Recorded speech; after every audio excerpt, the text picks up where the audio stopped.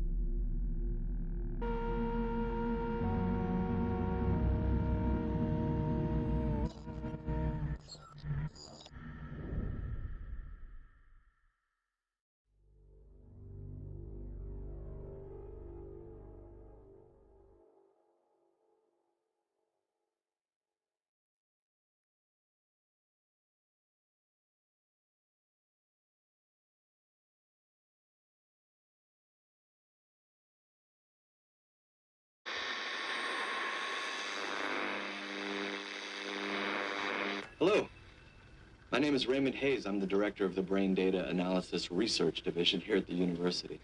We're engaged in some very exciting work that we are thrilled to share with you today. You're very lucky to be here. We have been able to create a digital environment that's based on the brain data of a single subject. We'll call him Walter, let's say. Now, this experience will work best if I tell you as little about Walter ahead of time as possible, but I will tell you that he has been diagnosed with post-traumatic stress disorder. Now, this is the incredible part. When you put on your headset, you will find yourself in a recreation of Walter's memory of his traumatic event. Now, I should say that this technology is very new and imperfect at this stage. Some of the data may be incomplete. Some may even be corrupted. What you are experiencing is a recorded consciousness. It's not unlike watching a movie, so no matter how real it may seem, it can't hurt you. You are completely safe. You are completely safe. In a couple of years, this technology is going to be perfected. It is going to be released in the world, and you, the very few lucky ones that are here today, are going to be able to tell your friends that you were there at the very beginning. And that is incredibly special. So thank you.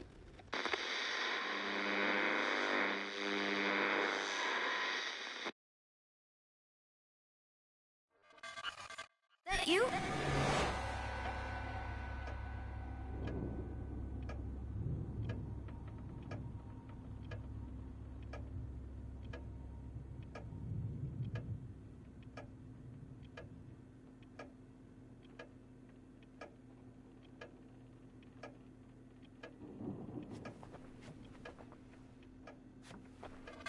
You're not supposed to be here.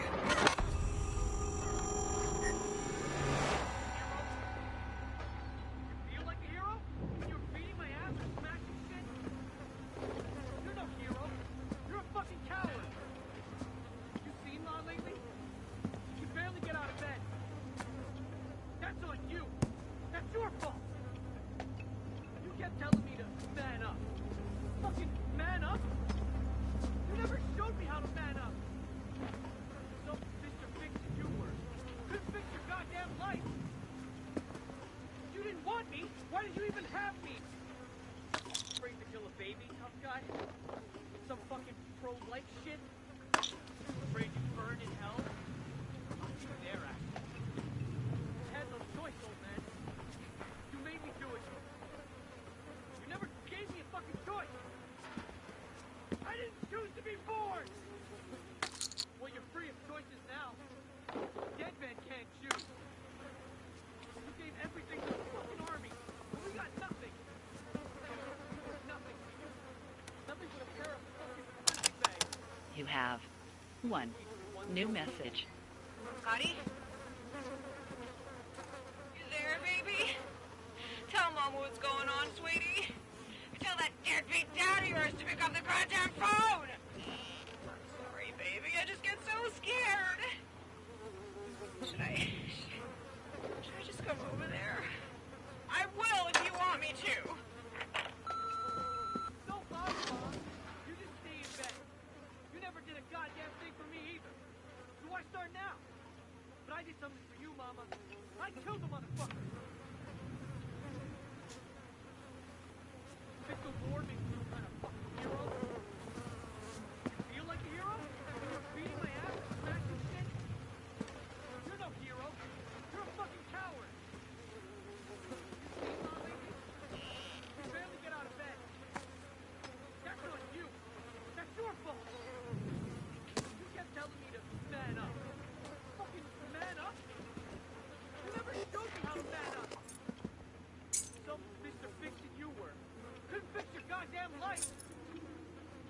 You didn't want me. Why did you even have me?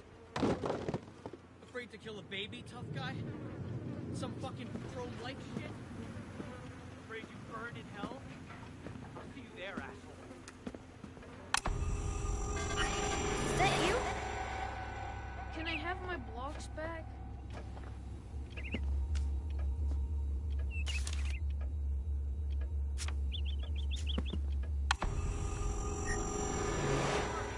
We got nothing. We were nothing to you. Nothing but a pair of fucking punching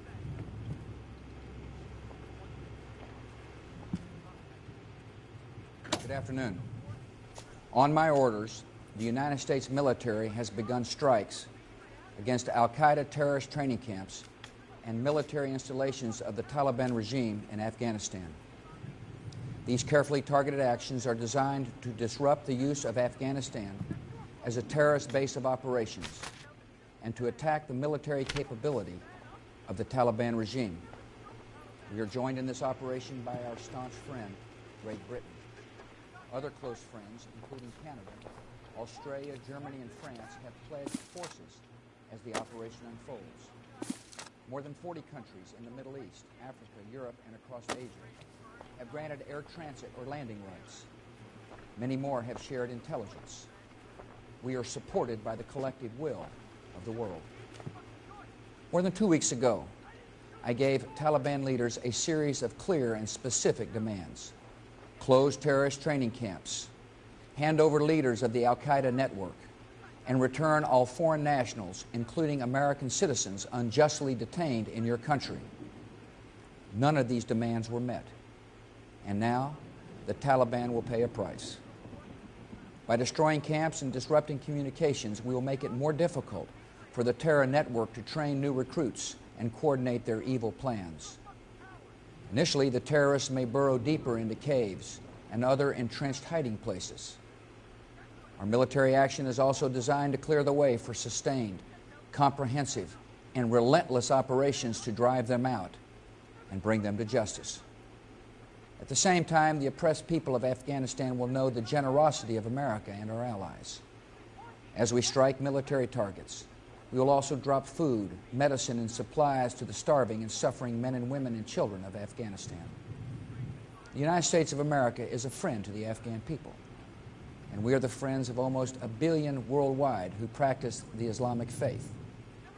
The United States of America is an enemy of those who aid terrorists and of the barbaric criminals who profane a great religion by committing murder in its name. This military action is a part of our campaign against terrorism, another front in a war that has already been joined through diplomacy, intelligence, the freezing of financial assets, and the arrests of known terrorists by law enforcement agents in 38 countries. Given the nature and reach of our enemies, we will win this conflict by the patient accumulation of successes, by meeting a series of challenges with determination and will and purpose. Today we focus on Afghanistan, but the battle is broader. Every nation has a choice to make. In this conflict, there is no neutral ground. If any government sponsors the outlaws and killers of innocents, they have become outlaws and murderers themselves, and they will take that lonely path at their own peril. I'm speaking to you today from the Treaty Room of the White House, a place where American presidents have worked for peace. We're a peaceful nation. Yet as we have learned so suddenly and so tragically, there can be no peace in a world of sudden terror. In the face of today's new threat, the only way to pursue peace is to pursue those who threaten it. We did not ask for this mission, but we will fulfill it.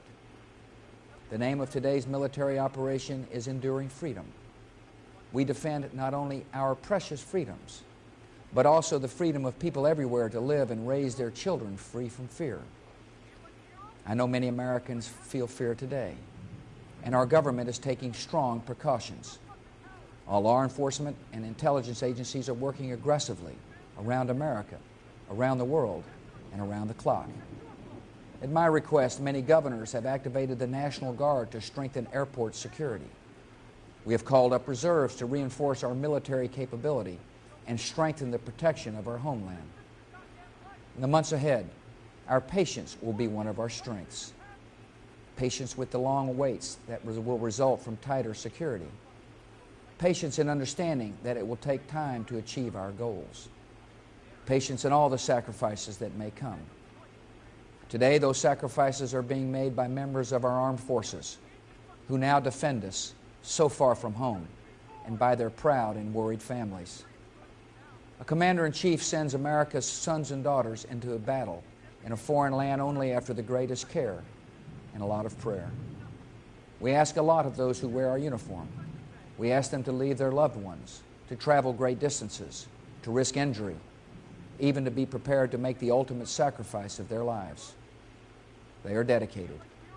They are honorable. They represent the best of our country, and we are grateful. To all the men and women in our military, every sailor, every soldier, every airman, every Coast Guardsman, every Marine, I say this: your mission is defined, your objectives are clear, your goal is just. You have my full confidence, and you will have every tool you need to carry out your duty. I recently received a touching letter that says a lot about the state of America in these difficult times. A letter from a fourth-grade girl with a father in the military. As much as I don't want my dad to fight, she wrote, I'm willing to give him to you. This is a precious gift, the greatest she could give. This young girl knows what America is all about. Since September 11, an entire generation of young Americans has gained new understanding of the value of freedom and its cost in duty and in sacrifice. The battle is now joined on many fronts. We will not waver. We will not tire. We will not falter. And we will not fail. Peace and freedom will prevail. Thank you. May God continue to bless America. Good afternoon. On my orders, the United States military has begun strikes against al-Qaeda terrorist training camps and military installations of the Taliban regime in Afghanistan. These carefully targeted actions are designed to disrupt the use of Afghanistan as a terrorist base of operations and to attack the military capability of the Taliban regime. We are joined in this operation by our staunch friend, Great Britain. Other close friends, including Canada, Australia, Germany, and France, have pledged forces as the operation unfolds. More than 40 countries in the Middle East, Africa, Europe, and across Asia have granted air transit or landing rights. Many more have shared intelligence. We are supported by the collective will. Dead men can't shoot. More than 2 You gave weeks ago, everything to the fucking army, gave and we got nothing. a series of clear We were nothing to you. Nothing but a pair of fucking punching bags. You did teach me one thing. You taught me how to shoot. Feel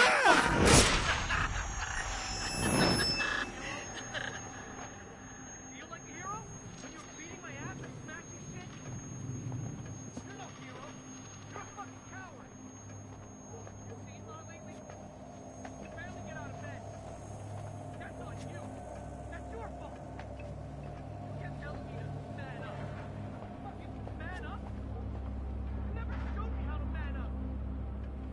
Some Mr. Fix-It you were. Couldn't fix your goddamn life.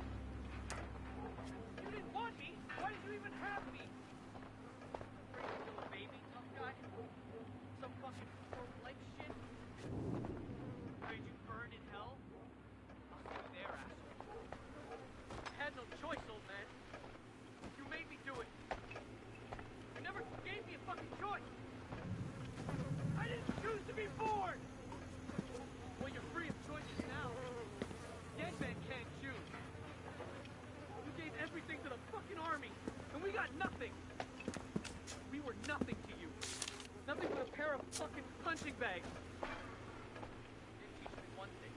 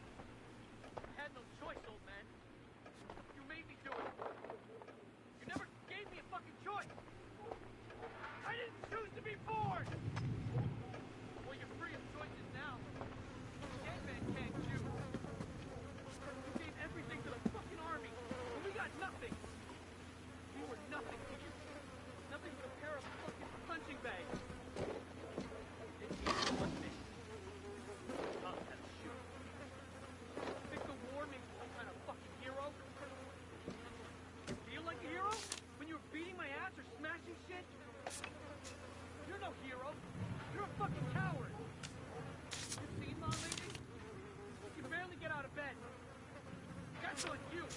That's your fault. You kept telling me to man up. Fucking man up? You never showed me how to man up. Some Mr. Fix-It you were. Couldn't fix your goddamn...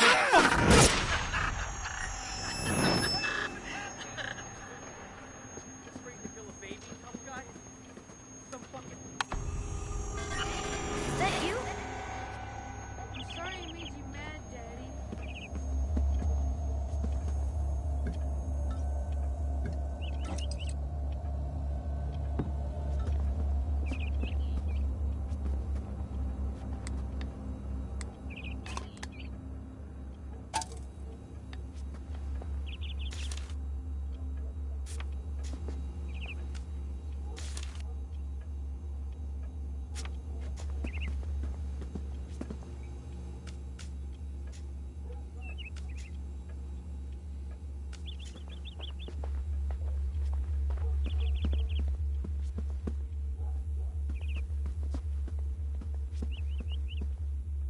Why won't you play with me? Are you even there? You're never there.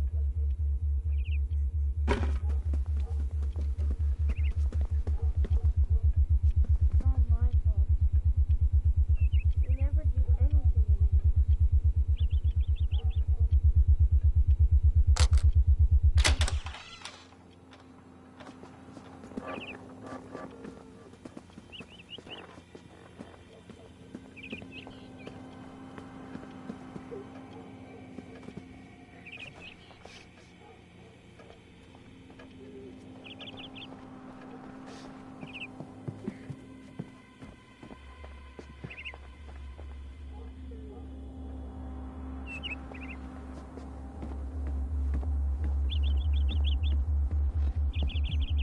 Why won't you play with me?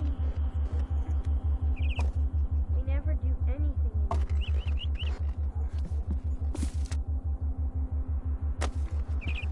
It's all my fault. Are you even there? You're never there. Guess I'm a bad kid.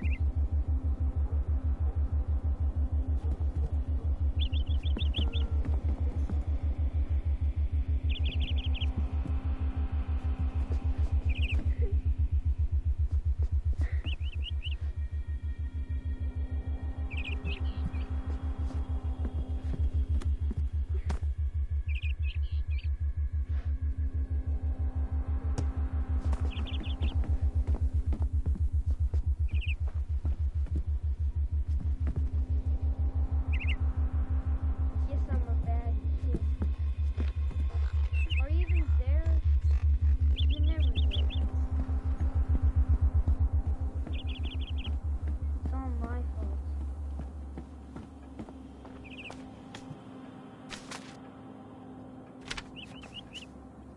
We never do anything.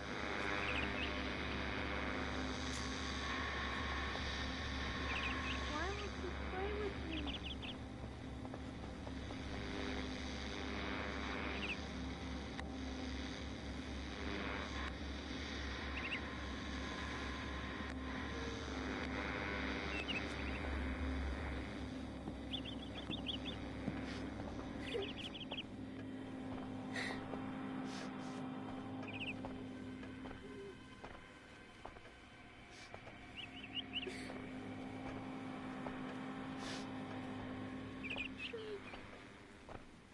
Don't come in!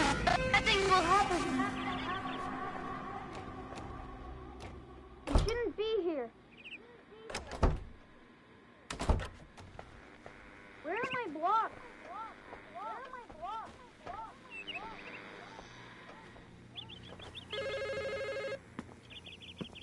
Leave you message after the tone.